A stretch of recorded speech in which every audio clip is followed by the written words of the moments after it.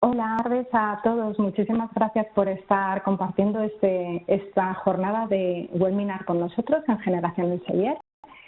Tengo el gusto de presentaros a Víctor Duque, que durante años ha colaborado mucho con nosotros y bueno, actualmente él ya está graduado en Medicina por la Universidad de La Laguna.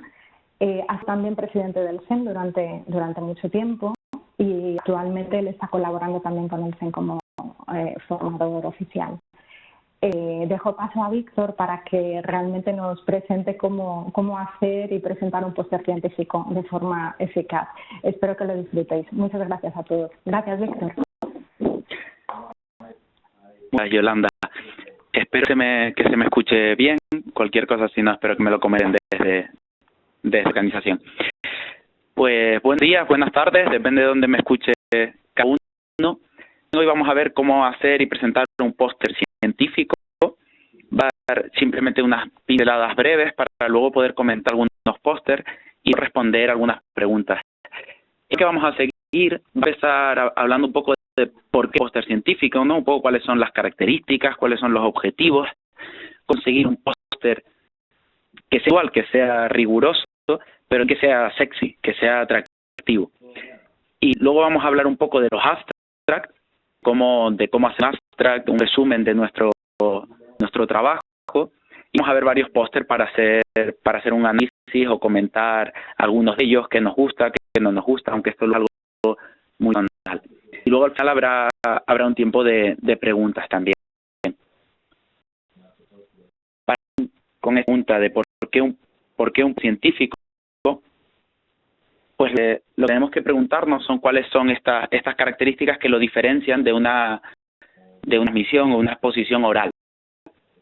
Y aquí, por una parte, que la visión del póster es concisa, clara y permanente, y que es concisa y clara, sea quien sea el que lo presente, lo cual ya es un punto a favor, porque a veces asistimos a algunas conferencias en las que no nos enteramos muy bien, sobre todo si el idioma que se usa pues no es nuestro idioma materno, ¿no? El póster permite ser conciso, es decir, al grano, ir allí a donde tenemos que ir de manera directa y ser claro, poner de manera clara y premeditada, digamos, lo que queremos poner, aunque sea en un idioma que no nos sea familiar.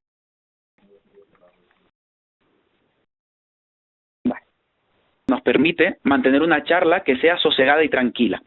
Y aquí también tenemos que incidir un poco, porque a veces las comunicaciones orales en los congresos, de alguna forma, se convierten como una especie de partido de ping-pong en lo que las preguntas van y vienen o se lanzan casi al ponente, y que nos permite el póster precisamente tener esta charla tranquila en un espacio mucho más agradable para recibir más feedback sobre nuestro trabajo y que no solo sea el formato pregunta-respuesta, sino que se nos puedan dar pues algunos ítems o algunas cosas para seguir mejorando, ir ahondando, poder conversar al final e intercambiar ideas y opiniones. Lo primero que nos tenemos que preguntar es, ¿qué pretendemos con un póster científico? ¿Por qué hacer un póster y no otro tipo de presentaciones? Pues yo creo que 4 cosas que le diferencian bastante, ¿no? Por un lado, pretendemos contactos, conseguir colaboradores, conseguir feedback, interactuar con la gente. El póster es como la forma de presentación 2.0, en la que la dirección de la conversación no es únicamente unilateral. Parte de estar curiosidad y atención. Que la curiosidad mató al gato, pero los gatos no hacen póster científicos. Luego, en tercer lugar, diferirnos. Yo creo que es clave a la hora de tener un póster, ¿no? Tenemos que buscar la manera, ya a través de nuestra propia presencia en el escenario, exponiendo ante 50 o 100 personas, o miles, tener forma de, a través del póster, nuestra marca personal, que se llama, o nuestra o de nuestra institución. A veces hay algunas instituciones a las que pertenecemos que nos hacen utilizar un determinado código de colores o un determinado formato para identificar con una determinada marca todos los pósters de la misma institución que en congreso o de la misma persona. Y en un lugar pretendemos conseguir referencias y citas a nuestros trabajos, a nuestros papers. Esto es muy importante también porque es un objetivo en sí mismo de un investigador el ser referenciado, el que la gente divulgue sus trabajos científicos y lo que aparecer la bibliografía de otros trabajos es clave. Y eso pues lo conseguimos apareciendo en determinadas revistas punteras y también yendo a los congresos e interactuando con la gente. Y por eso, si pasamos a ver la balanza de qué conseguimos con un póster en cuanto a ventajas e inconvenientes,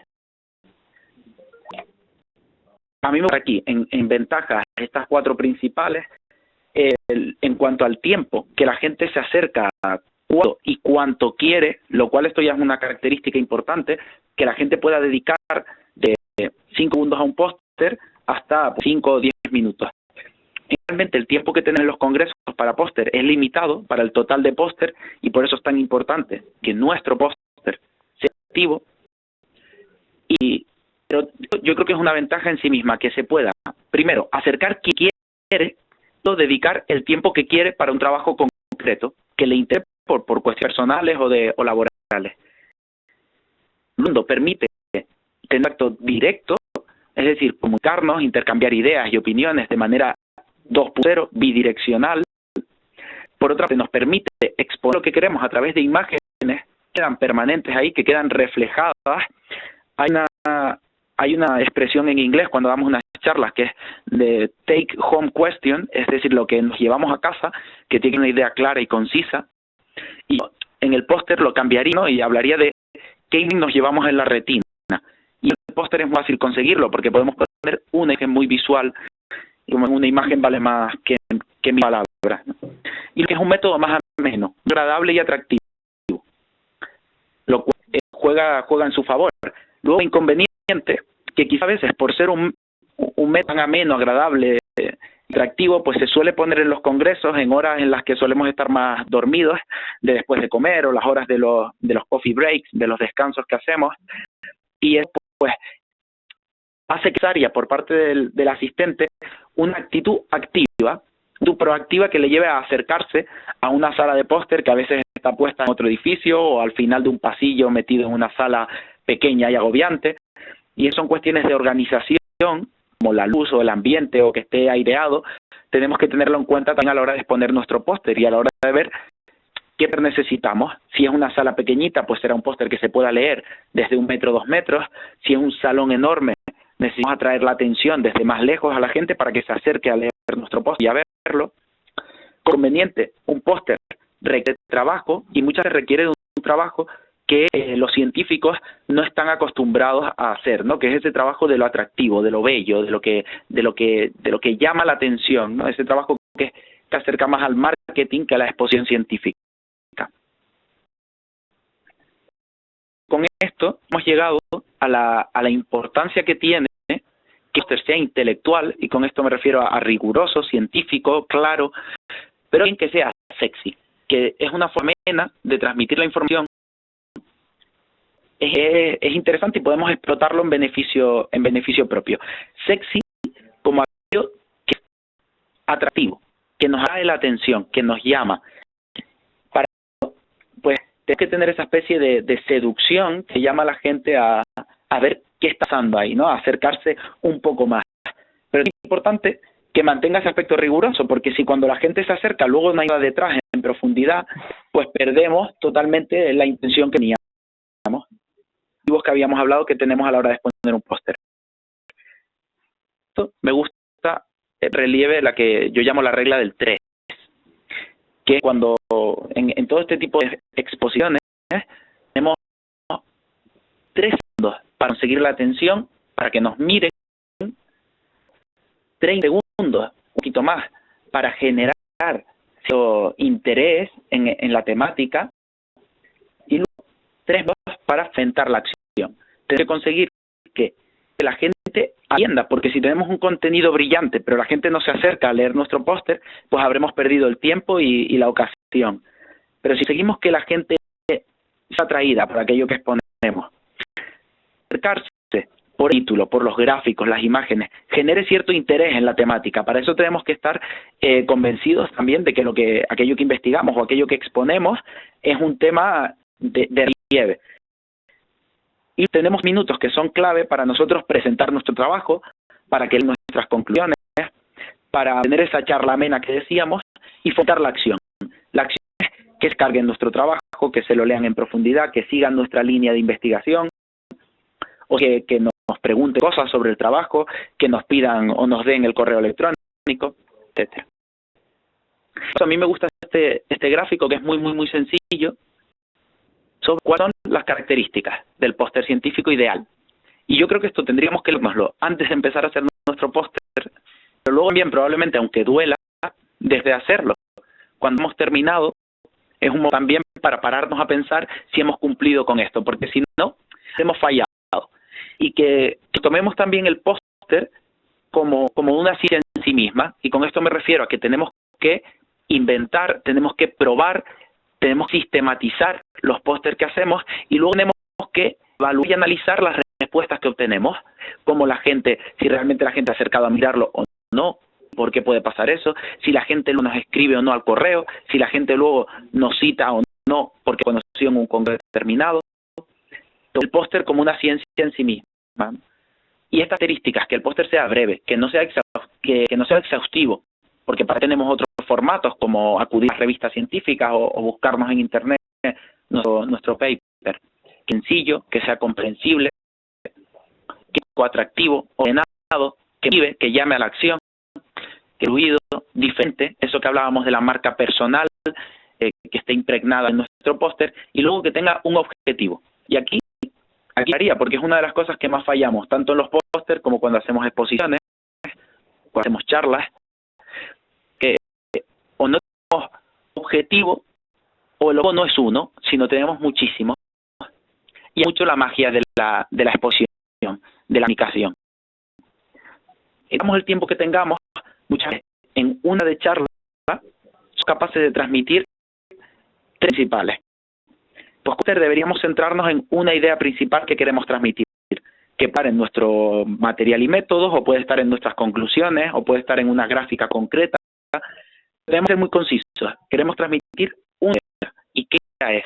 Centrarnos en el por qué. Yo creo que vale lo que yo pretendo con todo este recorrido a través del póster, que es pensar por qué hacemos las cosas, pensar qué queremos transmitir y por qué queremos transmitirlos, y luego pues ser muy conscientes de cuál es nuestro objetivo principal, tanto en nuestra investigación o en nuestro trabajo que hemos realizado, como exponer el póster. Para que a mí me gusta mucho, ¿no? Que sería no poner nada que entienda el investigador, no poner ninguna fórmula que no sepamos resolver, no poner ningún contenido en el póster que no seamos capaces de aclarar como investigadores, y no poder poner nada que no se vea o lea con total claridad a al menos 1 metro de distancia. Si lo ponemos en el póster, no es claro, no es sencillo y ordenado, y o la gente se acerque a 30 centímetros para leerlo, estás impidiendo que otra gente lo vea de atrás, ¿no? Y segundo, pues genera una forma borrosa. Para eso, recordar de manera clara, y ahí no. El beso. Keyboard and simple. Lo que tenemos que conseguir es un formato lo más reducido y simple con el objetivo de mover a la acción y que lea nuestro artículo completo, o sea el resumen que incorporan algunos congresos sobre los diferentes pósters. Los pósters no es hacer un paso por toda nuestra investigación o por todo nuestro recorrido del estudio que hemos hecho o el análisis bibliográfico que hemos hecho. Y esto es importante. Yo lo pongo antes que contenido, y a mí me parece clave. Primero el diseño y la estructura, este formato macro, ¿no? Digamos, de cómo colocamos y organizamos las cosas.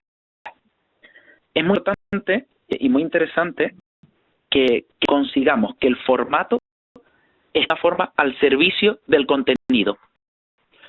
Es importante que conozcamos nuestra investigación, sepamos qué queremos transmitir.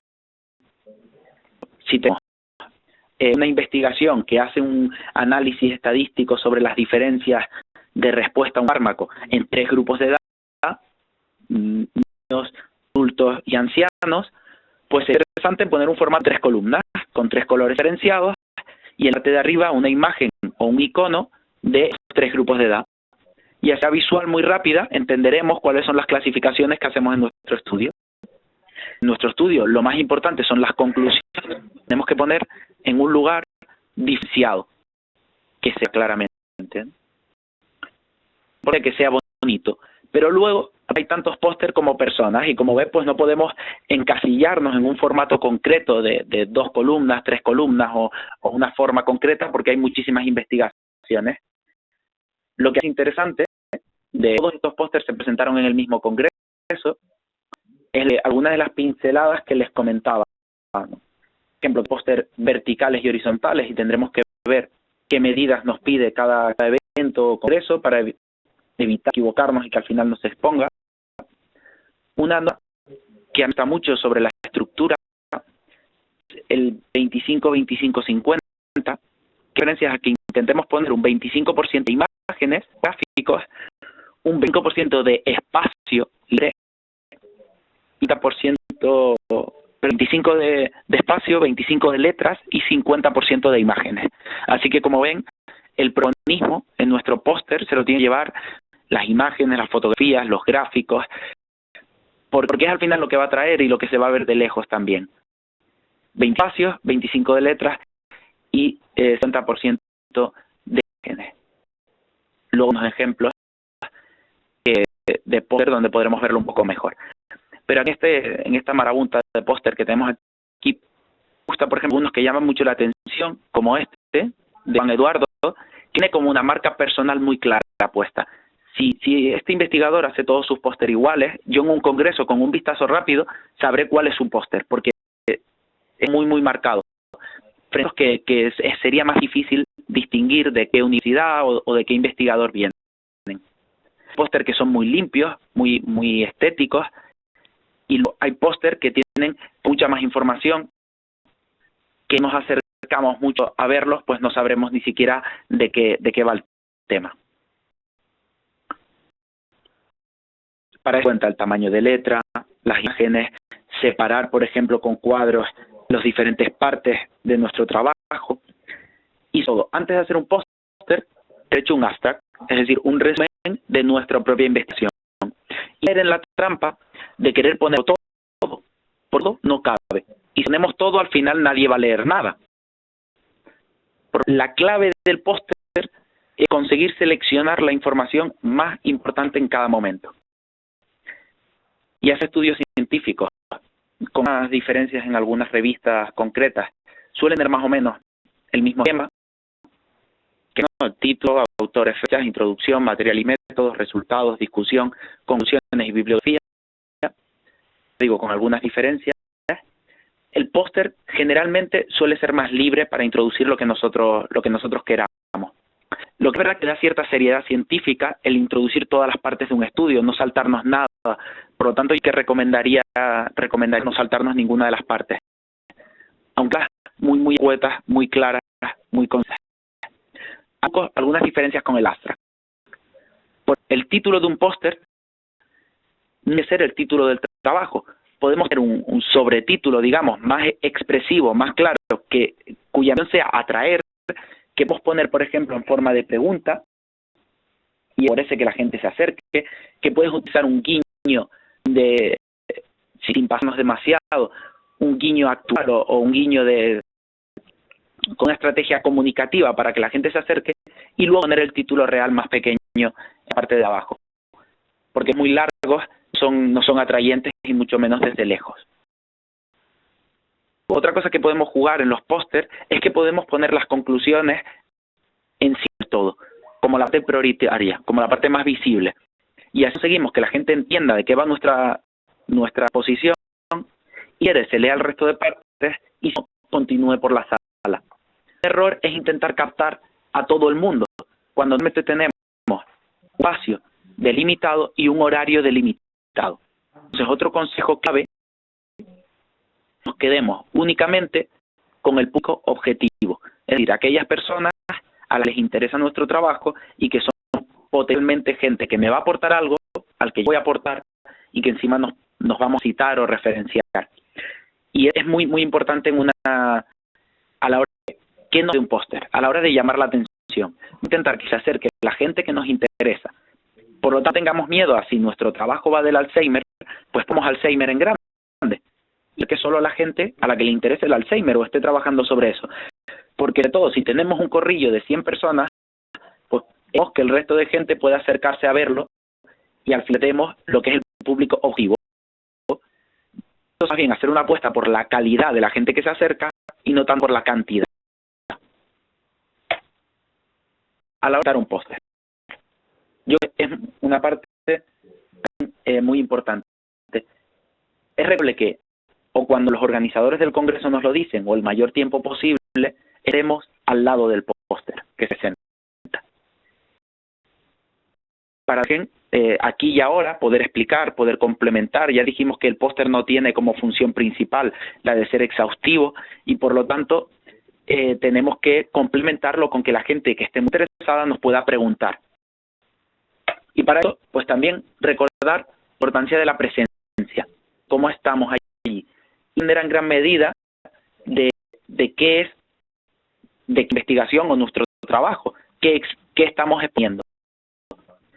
Para también tener en cuenta la indumentaria, qué tipo de congreso es y demás, ¿no? Pero yo siempre recomendaría también tirar la duda hacia lo formal, no hacia lo informal, que podemos más y equivocarnos más fácilmente que si nos pasamos de fales, que las consecuencias suelen ser menores. Luego, un concepto interesante para identificarnos de alguna manera con nuestro póster es que si, por ejemplo, el póster hemos utilizado dos colores, como el magenta y el blanco, pues podemos utilizar una camisa blanca con un guiño magenta para que la gente de alguna forma nos asemeje al póster, vea que formamos parte de un todo y no tenemos que caer en eso del necesita algo, ¿no? Del can I help you, que muchas veces lo vulgar, ¿no? Hace sentir a la gente incómoda y la se mueve más rápido entre los pósters cuando los presentadores, digamos, asaltan intentando captarlos, ¿no? Que la finalidad del póster no es publicitaria, no estamos vendiendo nada y simplemente queremos que se acerque y se pueda pueda utilizarlo aquella persona que va a sacar algo de ese póster y que me va a aportar algo a mí también. Es una apuesta que a mí me parece muy interesante, que muchas veces olvidamos en los congresos, que es el mañana. ¿Qué pasa con esa persona que en 30 minutos se ha interesado por 25 pósters diferentes? Necesito darle algo que lleven a su casa. Y si algo es diferenciado y es único y nuestro, porque nos permitirá que nos recuerde con más facilidad y que tenga nuestros datos. Como ven, póster, incluimos el nombre y siempre incluimos los autores y los datos de gestores para poder contactar con ellos, pero es interesante que se lleven o bien un póster en miniatura, lo cual suena un formato bastante amable, bastante atractivo, o bien nuestro abstract, o bien incluso queremos nuestra publicación impresa completa, que suele ser un poco más engorroso, o incluso nuestro propio póster en nuestra propia imagen, como veremos más adelante, menos para ir al trabajo completo, un código BIDI al que sacándole una foto pues se pueda descargar el trabajo o puedan acceder a la página de la revista, o nuestro correo electrónico para que nos escriban, o a veces es interesante también a la gente que está interesada solicitarle su correo electrónico para poder seguir mandando la información actualizada sobre la línea de investigación. Vale. Y ahora un poco más calmante, que no sé si estoy yendo muy rápido, pero bueno, así nos centramos un poquito más en las puntas. Un recorrido práctico a través de varios pósters que puede ser mejorable. Y esto, antes de empezar, depende del gusto, ¿no? Cada uno vemos bello una cosa y antes de sentirnos nosotros cómodos con nuestro formato de póster. Al igual que en diferentes países o incluso en diferentes especialidades o en diferentes tipos de congresos, el tipo de póster que se lleva es distinto también. Pero hay unas cosas que son comunes y que podemos distinguir, digamos, sobre ellas.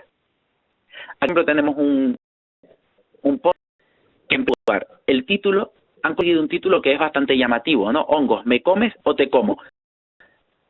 Está de forma atrayendo al público en general, a todo el mundo, porque a cualquiera que asista a un evento donde vamos a aprender sobre este tipo de cosas, nos interesa ver, pues, qué podemos llevarnos, digamos, a la boca, qué hongos nos van a ocasionar cosas, qué hongos nos producen a nosotros enfermedades.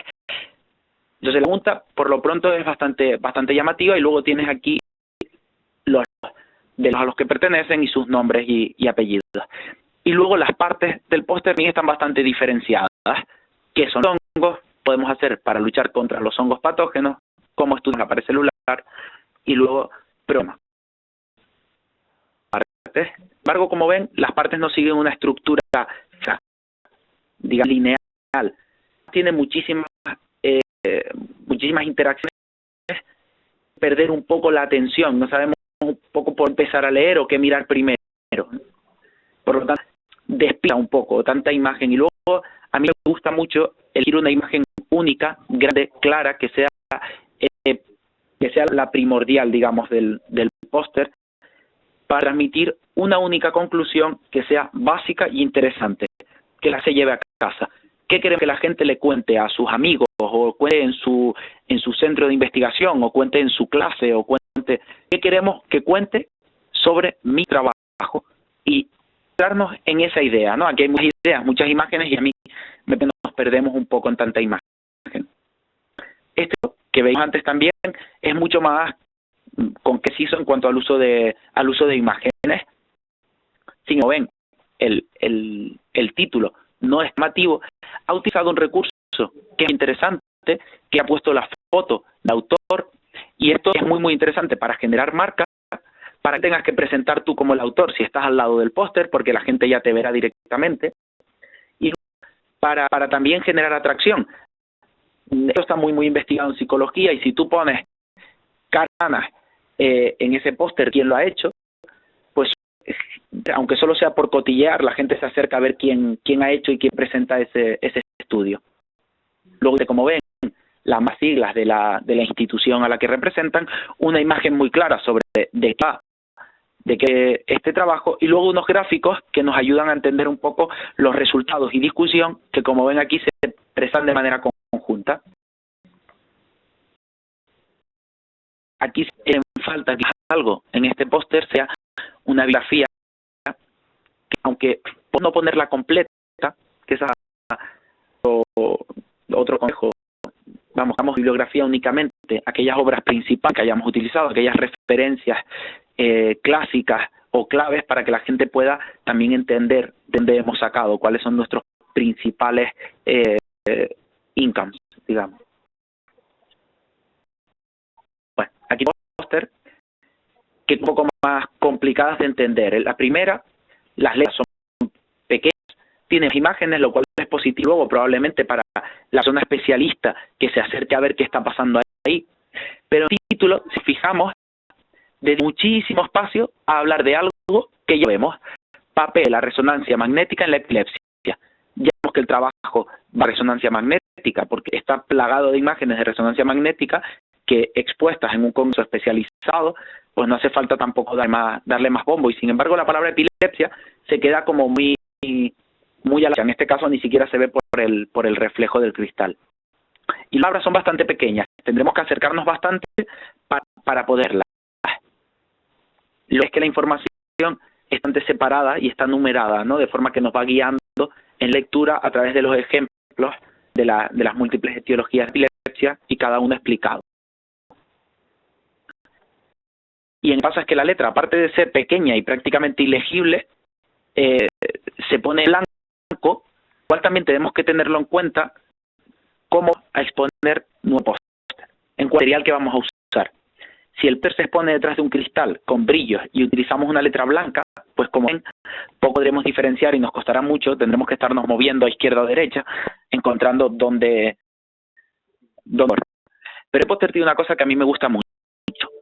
La conclusión es muy clara, muy clara. Está en otro color, está en un cuadrado diferenciado, aunque en la parte de abajo, pero muy clara, ¿no? La resonancia magnética es una técnica superior a la tomografía computerizada en la demostración precoz de la neurotoxicidad.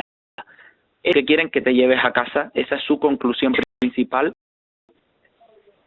y ahí queda, ¿no?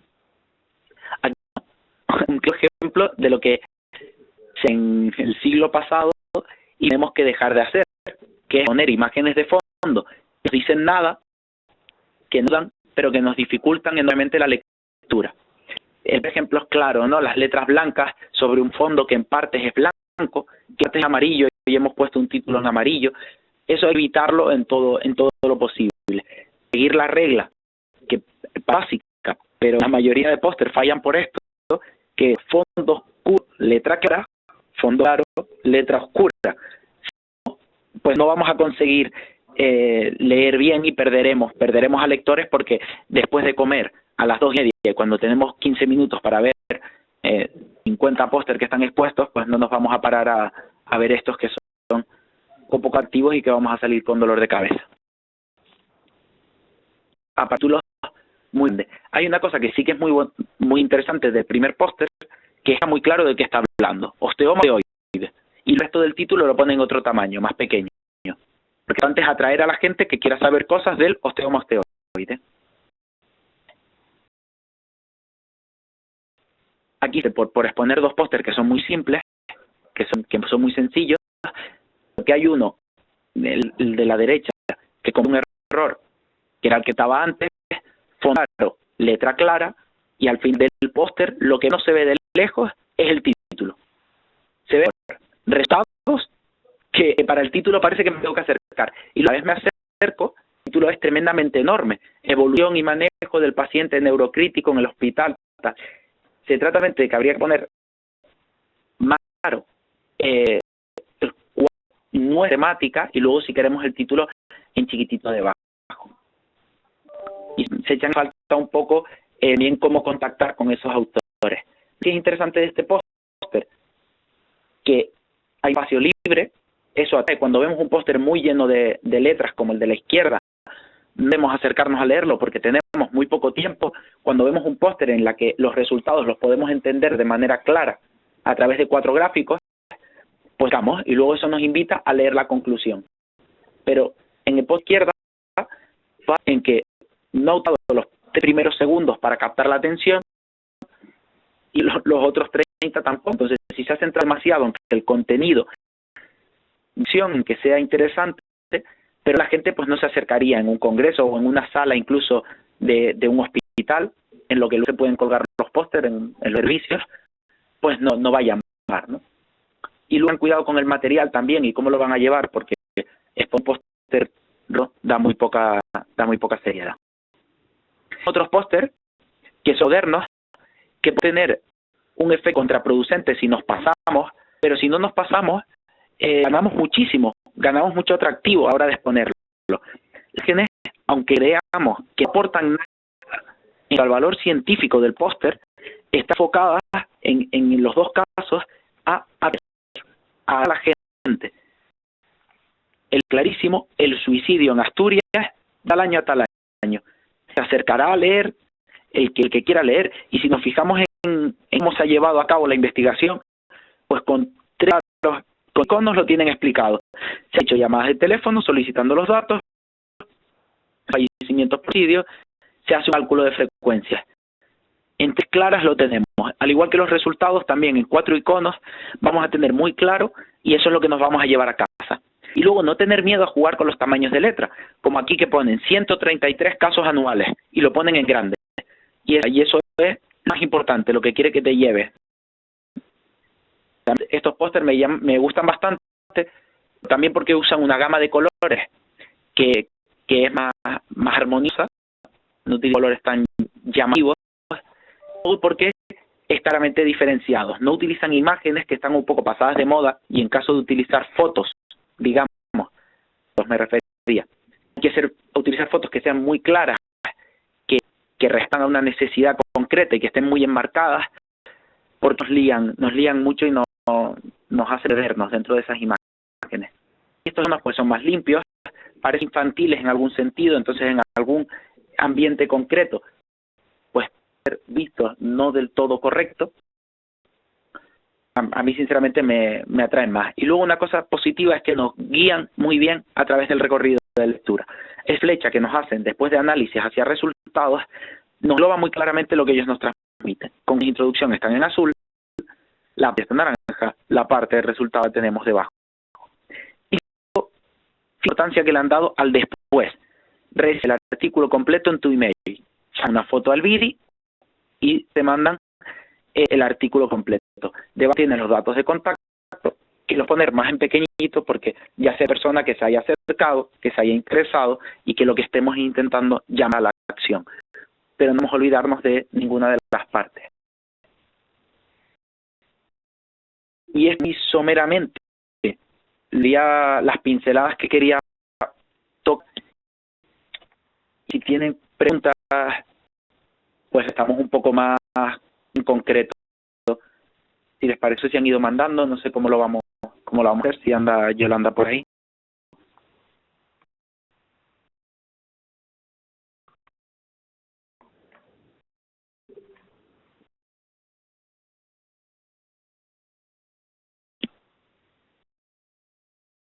Perfecto.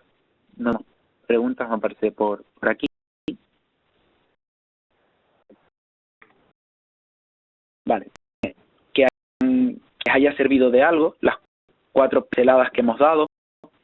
Yo creo que la clave de un póster es hacerlo y compartirlo y comentarlo, es decir, enseñárselo a sus amigos, enseñarlos a sus familiares, aunque no sepan nada del tema, que les digan si les parece atrayente, si les parece bonito, si se acercarían o qué cambiarían, y luego centrarnos en no descuidar ninguna de las 3 partes que habíamos hablado, ¿no? Que la gente preste atención, que se acerque, que lea y pase a la acción, que vea algo a casa, que lea artículos, lea nuestro trabajo, que se contacte con nosotros por correo electrónico o como o sea.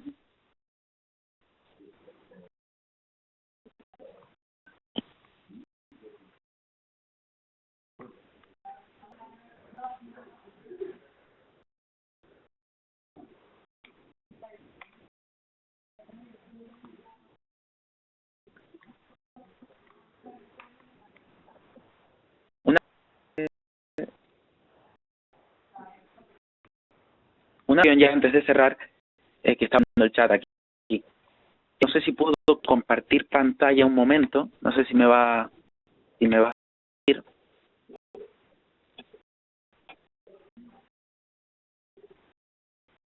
Vale. En ciencia y que es importante es que las preguntas que nos hacemos ya están contestadas, ¿no? Entonces tenemos más dudas sobre cómo hacer un póster científico. Yo, por ejemplo, aquí lo he puesto en el Clinical Key. Salen varios trabajos científicos, yo he abierto algunos aquí, como por este de una revista de pediatría, que es interesante porque nos plantea ejemplos y dice pues qué puede ser mejorable o no de esos ejemplos y nos pone algunas visiones. Luego tenemos otro que es de una revista de radiología, que también cómo preparar un póster para un congreso. Aquí atención primaria, de formación médica continuada en atención primaria, cómo se hace una comunicación en formato póster. Y es interesante también aquí en el Clinical Key, que una vez leído todo, pues si encuentran un artículo interesante, en la parte de abajo tienen las referencias, y acudir a las referencias también, más información. Aquí, por ejemplo, está en el colinparrington.com en inglés. Y ahí otra que podemos encontrar es retos que salen en varios congresos, una aglutinación de los abstracts de los pósteres puestos. Tenemos desde las comunicaciones, aquí por ejemplo el póster 31, que va del tratamiento quirúrgico de la ruptura traumática de la aorta torácica, y en el abstract. Y eso permite luego este formato a la gente, eso permite hacer un póster que sea más visual. Luego el contenido lo podrán leer los asistentes. Y yo con ella, pues yo me he ido, si no queda alguna otra pregunta.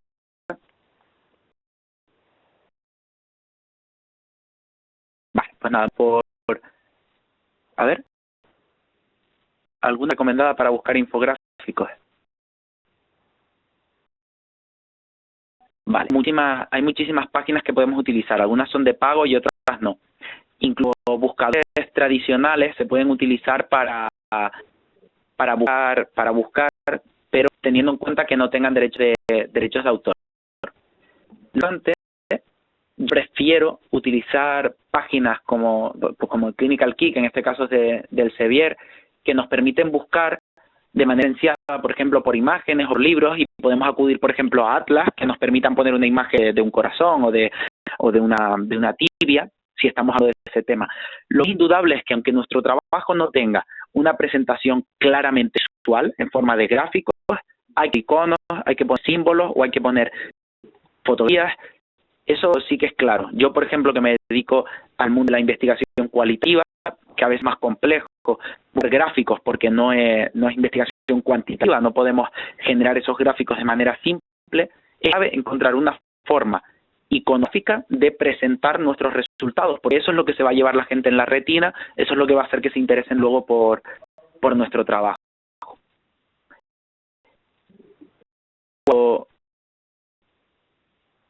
En cuanto al número de bibliográficas que usamos, depende de cuántas referencias tengamos que son generales a todo nuestro trabajo. Esos libros clásicos de los que nos hemos digamos, apoyado, esa ciencia que se hace siendo enanos a hombros de gigantes, ¿no? Yo creo que tener claro es que el póster no es para poner toda la bibliografía de manera exhaustiva, sino lo mismo objetivo que el todo del póster. Es simplemente para llamar la atención, para mostrar en qué tratados clásicos importantes, relevantes, conocidos, nos hemos apoyado para sacar nuestro trabajo.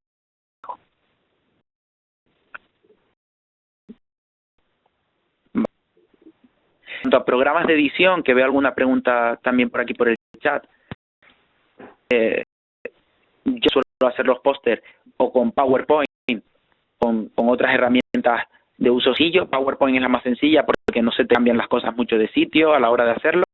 Te permite fijar el tamaño de la página, pones una página solo, luego te permite imprimir la cantidad, tener también el formato que utiliza la imprenta y demás, pero no mucho más. Y luego la importancia de imprimir eso en un formato más que la gente se pueda llevar, ¿no? Y que tenga los datos de contacto ahí para la gente que se haya interesado.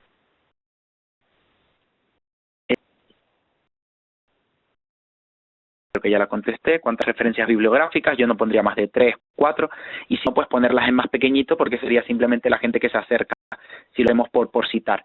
Lo que sí es importante es que las imágenes tengan su propia referencia bibliográfica, por ejemplo, si la hemos sacado de algún libro o de la editorial, y que tengan su propia leyenda, es decir, que se expliquen por sí solas, que no tenga yo que acudir al texto grande para entender por qué has puesto un gráfico o una imagen. Vale. ¿Qué colores en un póster? En cuanto a gamas de colores, hay una gama de colores que se llama armónica, que la pueden buscar en Google o en cualquier buscador, poner gama de colores armónica. Y yo quería utilizar esos colores, no colores demasiado llamativos, demasiado reflectantes, que aunque atraen mucho, sí que generan cierta lejanía que se acerca, porque el póster tiene que mantener cierto rigor científico, tiene que parecer serio, no serlo, sino parecerlo, ¿no?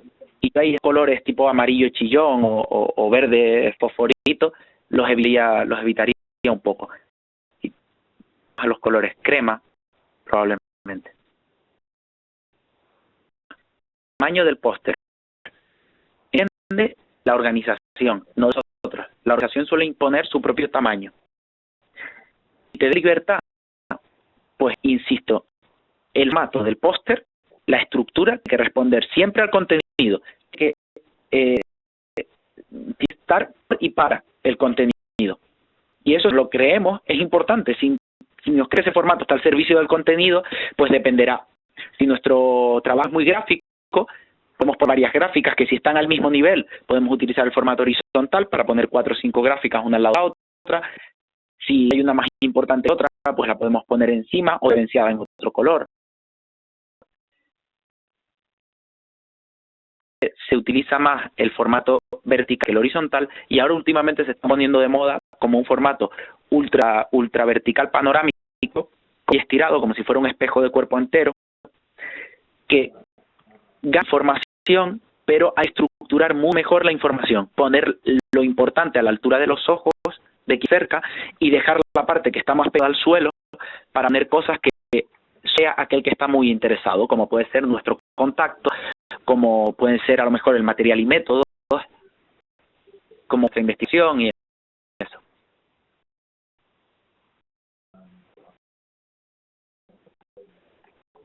Vale. Apple recomienda imprimir. Esto hay que tenerlo muy en cuenta. Hay trabajos publicados sobre el tipo de papel. Dos, es un congreso internacional, te lo imprimen ellos, tengo que viajar en avión al congreso. Si yo luego desenrollarlo, colgar, porque si colgar solo como por grapas, que hay un formato así, y póster se enrolla solo, pues mucho, es mejor luego llegar allí y pegarlo en formato más tipo cartón pluma, para que no se enrolle. Si va pegado en la pared, pues importa poco porque puedo poner cinta por todas partes. Al trata de estar pendiente de los detalles y pegar en este tipo de cosas, ¿vale? No dejarlo. Y luego algo que recomiendan mucho también es imprimirte un segundo formato, que blanco y negro, si sale muy caro imprimirlo en color, pero es interesante que lleves un segundo. Si mandas uno por correo, lo lleves tú encima, aunque sea más pequeño, que tener un plan B. Vale. Yo creo que por el código QR, el código QR es muy sencillo de hacer. Si tú subes si por ejemplo lo que quieres es que puedan descargar tu trabajo y su trabajo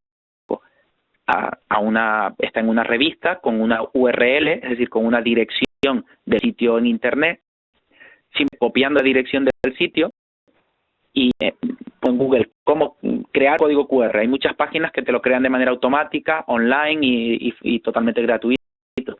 Tocas la URL y eso te lo transforma en un código QR, que al sacarle la foto con el móvil, él la traduce. Y nuestro trabajo no es un trabajo científico publicado en una revista, sino otro tipo de trabajo, pues que